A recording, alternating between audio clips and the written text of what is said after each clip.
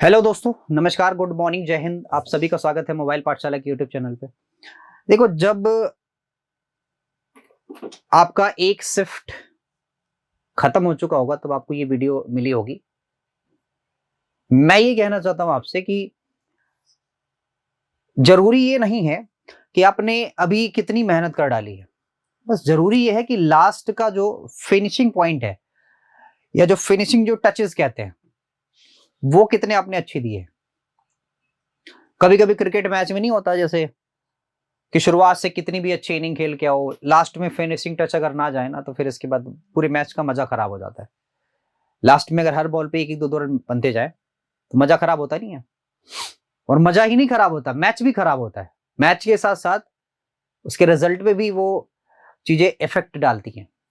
तो सेम वही चीज होता है। अगर ये चीजें ऐसी चल रही हैं तो आप कह सकते हैं कि आपको फिनिशिंग जो टच आपका होना चाहिए वो बहुत अच्छा होना चाहिए। अभी भी बहुत सारे बच्चों के पेपर 10 से स्टार्ट, कल से पेपर स्टार्ट हो रहा है और जाएगा आपका पूरा का पूरा फरवरी, आई मीन 14 फरवरी तक जाएगा। तो आप परेशान मत होइए। मेरे दिमाग में एक चीज घूम रही है, चीज वो घूम रही है कि अभी तो किसी को पता नहीं है क्योंकि सिलेबस पूरी तरह से हर एसएससी ने हर एग्जाम का सिलेबस चेंज किया, तो जीडी का भी सिलेबस चेंज किया। तो हम ये देखेंगे ना कि कल के पेपर में क्या आया। अब कल के पेपर में जैसा पेपर आएगा, मैं कोशिश ये करूंगा कि जहां से भी मुझे सवाल मिल पाएंगे, जहां से भी बच्चे मेरे से जुड़ पाएंगे, तो उन चीजों को मैं उठा के आपको 11 बजे वाले सेशन में मैं पेस्ट करता रहूंगा। यानी आपको पेपर कैसा आ रहा है, एनालिसिस टाइप, वो आपको 11 बजे मिलता रहेगा। करना आपको सिर्फ इतना है कि सेशन को लाइक करना, शेयर करना है और सब्सक्राइब करना। शेयर तो इतना करना है कि जितने लोग अभी तक नहीं जानते हैं उन्हें भी बता दो कि एसएससी जीडी के सारे आई मीन जितने भी मैथ्स के आपके सेशन है वो यहाँ पे पढ़ चुके हैं। तो पेपर लंबा है, आप कवर कर सकते हैं बहुत आराम से। और हर एक एक क्वेश्चन वाइज सेशन मैंने डाला हुआ है। ठीक है, तो स्टार्ट करिए। औरों के जोर पर अगर उड़कर दिखाओगे, अपने पैरों से उड़ने का हुनर भूल जाओगे। मतलब ये है कि दूसरे के कंधे पे रख के बंदूक नहीं चलाई जाती। सिंपल सी बात है। जज्बा अपने अंदर होना चाहिए, दम अपने कंधे में होना चाहिए।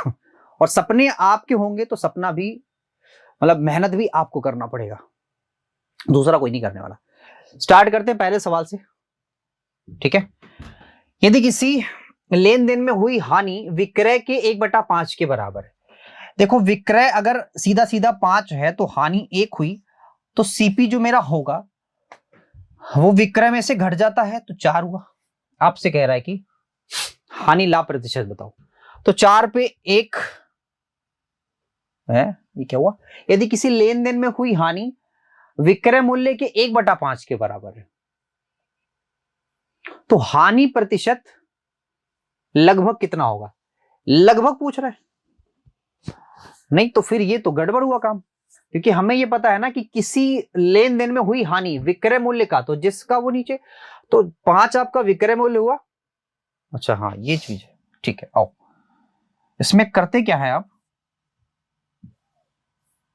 कि जब हानि होती है ना तो इसको हम प्लस करते हैं, यानी 6 होगा।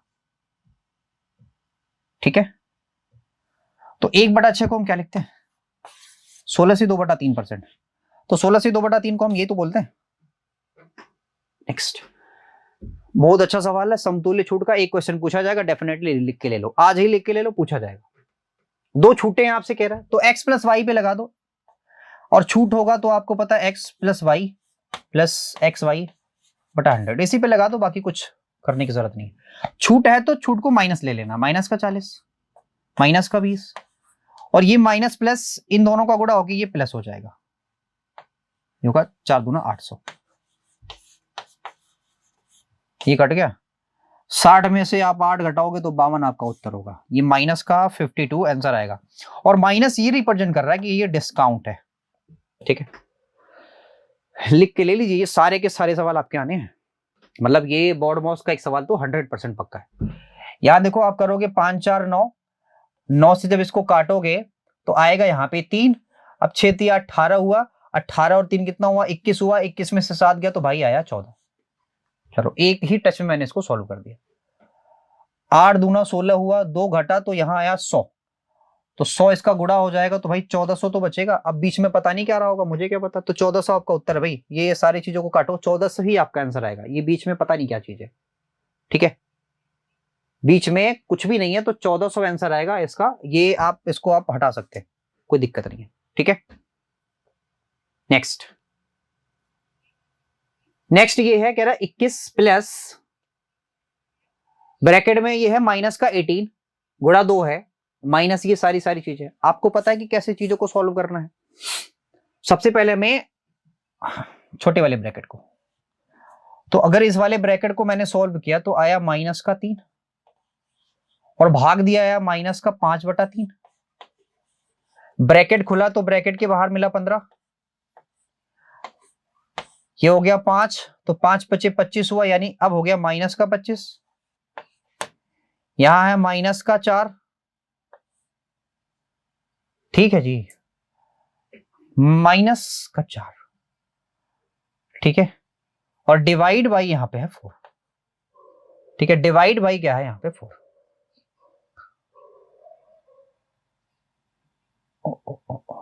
एक सेकंड रुकिएगा जरा, एक सेकंड रुक जाइए, एक सेकंड बस, क्योंकि मैंने ये वाला ब्रैकेट इसको मैंने ध्यान दिया नहीं, तो पहले उसको भी इंट्रोड्यूस करना पड़ेगा ना, क्योंकि भाग पहले होगा, ठीक है।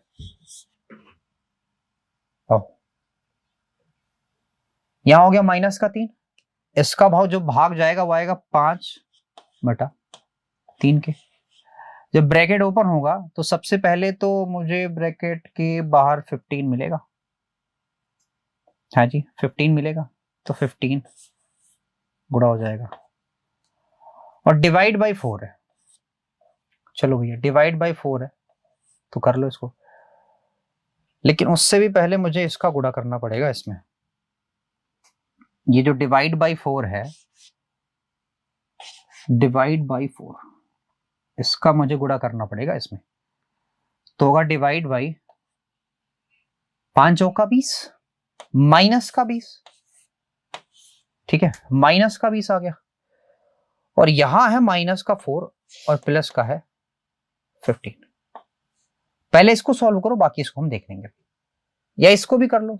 18 दूना 36 हुआ, 36 में से 21 गया तो बचेगा 15, लेकिन भाई साहब प्लस का 15, लेकिन यहां माइनस है अपॉन। 14 दूना 28, 28 में से अगर 7 गया तो बचेगा 21, लेकिन क्या माइनस का, यहां तो सब माइनस माइनस आ रहे हैं। चलो ठीक, देखो आप ये कह सकते हैं कि इसको आप गुणे में कन्वर्ट कर सकते हैं, तो मैं अगर चाहूं तो 1/20 को, अगर मैं चाहूं 1/20 को, 1/20 को सॉरी 20 को मैं चाहूं गुणा 1/20 लिख सकता हूं, माइनस का है ना भाई। तो 5 से अगर काटोगे तो 5 चौका 20, 3 से काटोगे तो 3 5 15, तो माइनस माइनस हो गया ये प्लस, प्लस का 5/4, तो यहां आया 15 माइनस ब्रैकेट माइनस का 4 प्लस का 5/4, ठीक है, बटा 21 बटा माइनस का 21,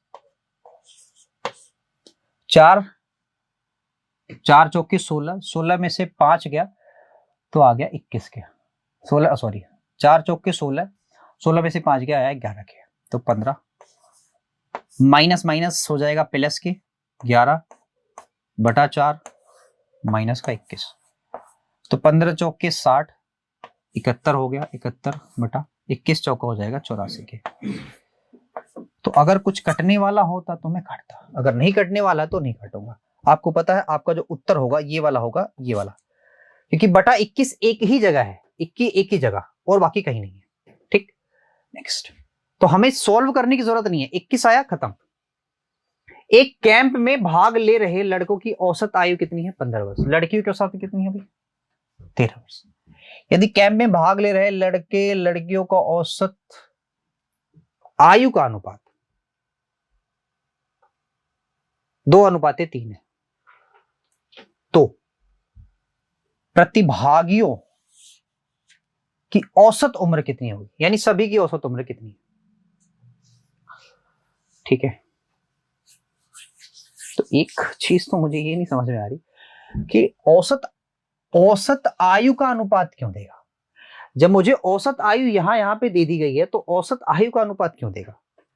तो ये औसत आयु का अनुपात नहीं है, ये लड़के और लड़कियों की संख्या का अनुपात है। अगर औसत आयु का अनुपात, तो देखो ये 16 ये दिया हुआ, कहां अनुपात 2:3 हो रहा है, तो ये संख्या होगा। ठीक है, यहां पे थोड़ा सा चेंज कर लेना, ये संख्या का अनुपात ऐसे करके। अब एलिगेशन के माध्यम से हम इसको इतनी आसानी से कर देंगे ना कि आप खुश हो जाएंगे। यहां 2 है, यहां 3, ये वाली वैल्यू बतानी है। तो मेरे दोस्त अगर ये वाली वैल्यू निकालनी है तो आपको इसमें इसके घटाना पड़ेगा। तो डिफरेंस आया 3 के, 3 यूनिट की वैल्यू 5 के बराबर हो जाती है। 1 की वैल्यू होगी सर पॉइंट का 6 के, 1 की वैल्यू पॉइंट का 6, तो आप कह सकते हैं सर 2 यूनिट की जो वैल्यू होगी वो आएगी 1.2 के, इसमें जोड़ देंगे तो आएगी 14.2 के, और देखो 14.2 यहाँ पे उत्तर है भी मेरे पास। ठीक है, नेक्स्ट, एक वृत्त में उत्कीर्ण किए गए उस वर्ग का क्षेत्रफल क्या होगा जिसका विकर्ण 16 है? भाई वर्ग का विकर्ण कितना है? 16 है। तो आपसे कह रहा है कि है उस वर्ग का, एक वृत्त में उत्कीर्ण किए गए उस वर्ग का क्षेत्रफल क्या होगा जिसका विकर्ण 16। भाई विकर्ण 16 तो मुझे कुछ करने की जरूरत ही नहीं है, आपको पता है ना क्या होता है, 1/2 d1 d2, यानी कि 16 गुणे 16, 16 गुणे 16। ठीक है, 2 से काटोगे आप तो 16 चौके 64, आपको 16/128, सॉरी 16/128 आंसर आ जाएगा। ये तो इजी सवाल था एकदम, 16/128, यहाँ 8 होगा गुणा 16। ठीक है, सवाल फंसाएगा कैसे? सवाल ऐसे कह सकता है कि वृत्त का जो व्यास है, असल में जो वृत्त का व्यास है ना वही उसका विकर्ण है, तो विकर्ण की जगह आपको व्यास दे सकता है, मे भी ऐसा सवाल हो सकता है, या फिर त्रिज्या दे सकता है, ऐसे करके फंसा सकता है। नेक्स्ट, ये कह रहा है कि आपका 1,59,250 की धनराशि ABCD में इस प्रकार बांटी जाती है। ए बी का हिस्सा 1:3, BC का हिस्सा ये है, CD का हिस्सा वो। तो सबसे पहले तो ABCD तीनों का हिस्सा का अनुपात बताओ, ABC और D, ये तीनों को हिस्से का अनुपात कैसे बताना भाई? 1:3, B और C का ये रहा तो आ जाएगा 2 और 5, यहां हो जाएगा 2 और 3, यहाँ 3 लिखो, यहाँ भी 3 लिखो, यहाँ 5 लिखो, यहाँ 2 लिखो, यहाँ 2 लिखो, यहाँ भी 2 लिखो, सबको गुणा कर दो।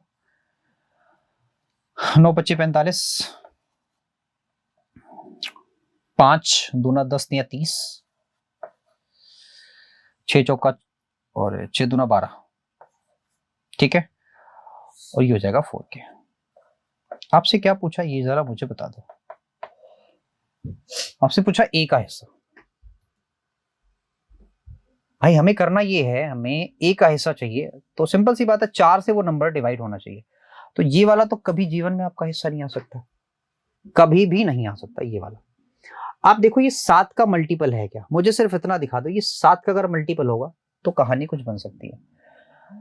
7 दूना 14, 1 आया, 7 दूना 14, 14 के बाद 5 आया यहाँ पे, ये 52 हो गया, 7 7 49 हुआ, और 7 25 35। जी हाँ बिल्कुल, ये 7 का हिस्सा है, ये 7 का मल्टीपल है। इसका मतलब ये है ये भी 7 का, ये भी 7 का, क्या ये 3 का भी है? ये आपका 5 और 1 6, 2 और 1 3, तो ये 3 का भी मल्टीपल है। तो 5 और 1 6, ये कट गया, 5 2 7, ये 3 का मल्टीपल नहीं है मेरे दोस्त। और अगर ये 3 का मल्टीपल नहीं है तो ये दोनों मेरे आंसर नहीं हो सकते फिर, क्योंकि ये दोनों के दोनों ही 3 के मल्टीपल है। तो आप जानते हैं मैंने क्या किया? मैंने आपको पूरे के पूरे भाग से ही बचा दिया, ये वाला आपका उत्तर हो गया। समझ रहे हैं? क्योंकि अगर 7 का इसमें मल्टीपल है तो ही मेरा 7 आंसर आ सकता है, और अगर इसमें 3 होगा तो ही तो 3 आएगा आंसर में। जब 3 इसमें है या नहीं है, और 3 यहां भी नहीं है, ए में भी 3 नहीं है, तो 3 आएगा कैसे? इजी है, अगला करो। तो भाई ऑफ को पहले सॉल्व कर लो, 15 दूना 30, 30 इसमें किया तो मैंने 97 मिला। अपॉन, इसको कर लो, 1 आया, 2 आया, 21 आया, 7 दूना 14, 14 और 5 कितना होगा भाई 19। तो माइनस का तो कोई लोचा है नहीं है। ठीक है, तो 19 25 95, 2/19, माइनस का कोई लोचा नहीं है। ठीक है, नेक्स्ट, पी ने 20% की हानि पर कोई वस्तु क्यू को 18,000 में बेची, क्यू ने इसे आर को उसी मूल्य पर बेच दिया, पी को 8% का लाभ होता है। भाई पी को 8% का लाभ होता है, तो क्यू द्वारा प्राप्त प्रतिशत लाभ,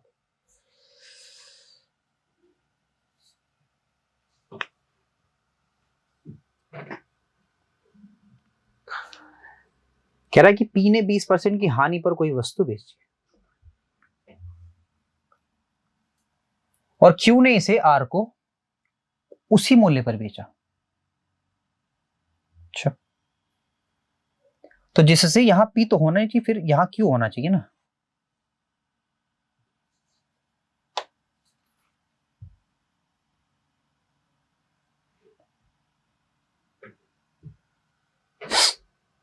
चलो देखते हैं क्या होगा। वैसे मुझे ये यहां दिख रहा है, देखो कह रहा है कि पी ने कोई वस्तु क्यू को 20% हानि पर कोई वस्तु बेच रहा है 18,000 में, क्यू ने इसे आर को उसी मूल्य पर बेचा जिससे पी को 8% का लाभ होता है।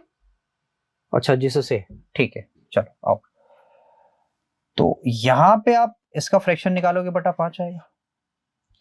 5 की वस्तु आपने कितने में बेची, 4 में, कितने में बेची भाई 4, या सिंपल सी बात कह सकते हो कि 10 की वस्तु आपने बेची 8 में, ये भी तो बोल सकते हो 10 की वस्तु आपने बेची 8 में। ठीक है, तो 8 में चीजों को आपने बेचा है, 8 बराबर होगा किसके, ठीक है, ठीक 18,000। आप काटोगे तो आएगा 8 दूना 16 की 20 हुआ, फिर 8 दूना 16 और 8 पंजे 40। ठीक है,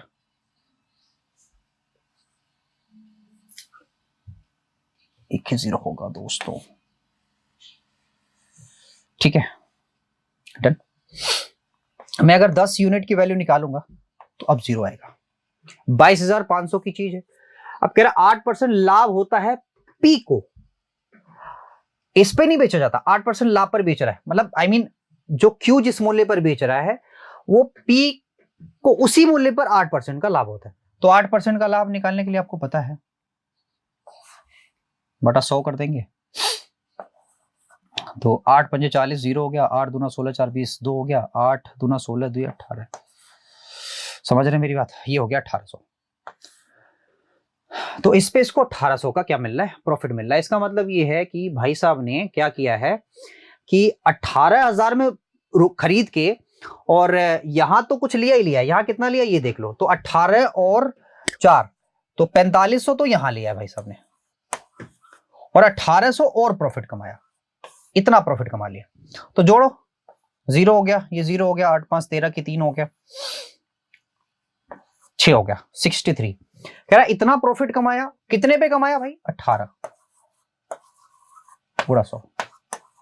00 से 00 कैंसिल हो गया, ये इससे कैंसिल हो गया, 18 9 से काटो, 9 दूना 18,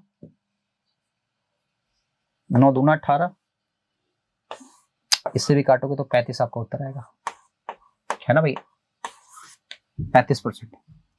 तो क्यू का जो प्रॉफिट है वो 35% है। नेक्स्ट कह रहा है एक नाव शांत जल में 17 किलोमीटर की चाल से यात्रा करती है, ये धारा की चाल 2 किलोमीटर पर घंटा है, 2 किलोमीटर पर, तो नाव को धारा की दिशा में 45 किलोमीटर की दूरी तय करने में कितना समय लगेगा। कुछ नहीं भाई, माइनस कर दो, 15 से भाग दे दो, ठीक है।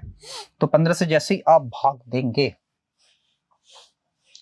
किसकी दिशा में कर रहा भाई, ओए भाई साहब पता करो, धारा की दिशा में ट्रेवल कर रहा है, तो अगर धारा की दिशा में ट्रेवल करेगा तो दोनों को जोड़ेंगे 19 आएगा, 19 से डिवाइड करो, 19 25 95, 5 आपका उत्तर है, ठीक। नेक्स्ट कह रहा है एक व्यापारी ने 80 किलो चावल जिसकी कुल मात्रा वह 15% के लाभ पर तथा शेष मात्रा वो 5% हानि पर बेचता है। कुछ मात्रा कितने भाई 15%, शेष मात्रा कह रहा है 5%, कह रहा है पूरे लेन देन में क्या हुआ भाई 12% का लाभ हो गया। तो अभी बताता हूं, परेशान मत हो। पहले तो वो 15% के लाभ पर बेच रहा था, फिर वो 5% की हानि पर बेच रहा था। एलिगेशन लगाओ, पूरे मामले में क्या हुआ 12% का प्रॉफिट हुआ। तो डिफरेंस निकालोगे तो भाई यहां आएगा 3, यहां 5 है भाई, यहां 5 है, ये 15 नहीं है, ये 5 है। तो जब इनका डिफरेंस आप लेंगे तो ये दोनों जुड़ जाएंगे, है ना। तो 12 5 17, यानी 17 यूनिट आपने बेचा 15% लाभ पे, 3 यूनिट बेचा 5% हानि पर। ठीक है, तो आपसे कह रहा है 15% लाभ वाले पर कितना बेचा था, तो 17 और 3 कितना हुआ 20, तो 20 यूनिट बराबर किसके होगा भाई, पूरे मूल्य के, पूरे चावल के। तो 1 यूनिट की वैल्यू यहां से अगर निकालेंगे तो 20 चौका 80 4, 17 चौके 68 भाई साहब, यहां कर देंगे अब गुणा 4, 68 किलो आपने क्या किया है 15% प्रॉफिट बेचा है। नेक्स्ट देखो, ये मैंने कहा था ये पूछा जाएगा 100%। कह रहा है एक शंकु के पृष्ठ का क्षेत्रफल क्या होगा 12√2 पाई सेंटीमीटर है। यदि शंकु की ऊंचाई इसके आधार की त्रिज्या के बराबर है तो शंकु का आयतन दशमलव के 2 स्थानों तक कितना होगा, ये सवाल कह रहा है आपसे। देखो भाई, शंकु का जो पृष्ठ है, ठीक है, वो कितना है भाई वक्र पृष्ठ, तो वक्र पृष्ठ होता है पाई आर एल, ये होता है भाई, ये 25 दिया है और रूट का 2 है, पाई है, पाई से पाई कैंसिल आउट हो गया। आपसे पूछ रहा है कि शंकु की ऊंचाई, यानी कि h इज इक्वल टू है r k, h is equal to r k, समझ रहे। तो अगर h is equal to r k है तो आप कह सकते हैं कि l इज इक्वल टू जो होगा वो क्या होगा भाई 2 आर स्क्वायर, यानी मैं कह सकता हूं l इज इक्वल टू होगा r रूट का 2, है ना। यहां पे पुट कर दीजिए l की वैल्यू, तो भाई आ जाएगा यहां पे r इनटू l की वैल्यू होगी r रूट का 2, यहां हो गया 25 रूट का 2, रूट के 2 से रूट का 2 गया, r की वैल्यू होगी 5, r की वैल्यू 5, तो l की भी वैल्यू 5। अगर दोनों 5 हो गए तो आयतन निकालना कितना कठिन होता है आप नहीं समझते। क्यों कठिन हो गया, क्योंकि अगर 7 होता तो कट जाता, 5 है तो कटेगा नहीं। शंकु का आयतन क्या होता है भाई 1/3, पाई का मतलब 22/7। कह रहा है इसको भी काटो, सबसे बड़ी प्रॉब्लम तो ये है मैं काटूंगा नहीं, मैं सीधे सीधे पाई लिख रहा हूं, ठीक है, मैं सीधे सीधे पाई लिख रहा हूं, आप 22/7 लिख के काट के फिर कमेंट करना। तो पाई हो गया, आर का स्क्वायर मतलब हो गया 25 और एच की वैल्यू 5 होगी, तो 25 पंजे हो गया 125/3। तो ये मैं इतना निकाल के चलू, बाकी काट के आपको बताना है, ठीक है। नेक्स्ट, रमेश ने सुरेश की तुलना में 30% अधिक निवेश किया, सुरेश ने अरुण की तुलना में 40% कम निवेश किया, जिसने 8,000 का निवेश किया था, ठीक है। भाई साहब कह रहे हैं आपसे कि सुरेश ने अरुण की तुलना में 40% कम निवेश किया, ठीक है। तो 40% की फ्रैक्शन सीधे बनेगी 2/5, है ना। तो मैं ये कह सकता हूं कि अगर 5 यूनिट की तुलना में, तुलना कर रहा है इससे, तो भाई साहब अरुण, आप कह सकते हैं अरुण ने 5 निवेश किया, यहां करना ना जिससे तुलना कर रहा है वो नीचे होगा, तो 5 अरुण हो गया, और सुरेश कर रहा है 2 यूनिट का, इसका मतलब सुरेश 3 इन्वेस्ट किया होगा, ठीक है। ये 5 बराबर 8,000 के होगा, 5 बराबर किसके होगा 8,000 के, तो 16 25 80 हुआ, यानी कि 1600, 16 3 48 होगा, 4800 के ये इसने निवेश कर दिया, ठीक है। पूछा क्या आपसे, रमेश और सुरेश के बीच डिफरेंस बताना, ठीक है, कोई दिक्कत नहीं है, मैं बता दूंगा। कह रहा है कि रमेश ने सुरेश की तुलना में इतना, तो इसकी फ्रैक्शन हो जाएगी 3 बटा कितना भाई 10। तो सुनिएगा मेरी बात ध्यान से, आपको यहां पे ये करना है कि अगर रमेश ने 10 निवेश किया तो इसका मतलब ये है कि फिर सुरेश ने अगर 10 निवेश किया तो सुरेश ने 3 ज्यादा यानी कि 13 निवेश किया, ठीक है। बस सब कुछ यहाँ पे आपके पास है। ये है आपका अरुण, ये है रमेश, और भाई ये है सुरेश। ठीक है, तो अब पता चल रहा है आपको, ये हो गया 5। ठीक है, रमेश है भाई 3, एक बार तो रमेश 3 है, दूसरी बार रमेश कितना है 10 है, और सुरेश कितना भाई 13 है। समझ रहे हैं, 13 है। तो यहाँ पे 3 रख लो, यहाँ 10 रख लो, ये हो गया भाई 50 के, ये हो गया 30 के, ये हो गया 39 के। ठीक है, पूछ क्या रहा भाई, दोनों के बीच डिफरेंस पूछ रहा है। ठीक है, तो 9 यूनिट है। अब जो 9 से कट रहा है वो आपका उत्तर होगा। 9 से एक ही आपका ऑप्शन ही है जो 9 से कट रहा है, और कोई है ही। ठीक है भाई, तो आज के लिए इतना ही रखेंगे, आज के लिए इतना ही। ठीक, बाकी आप एग्जाम दीजिए। आप सभी को बेस्ट ऑफ लक जिनका कल एग्जाम है। Thank you very much, bye bye, take care.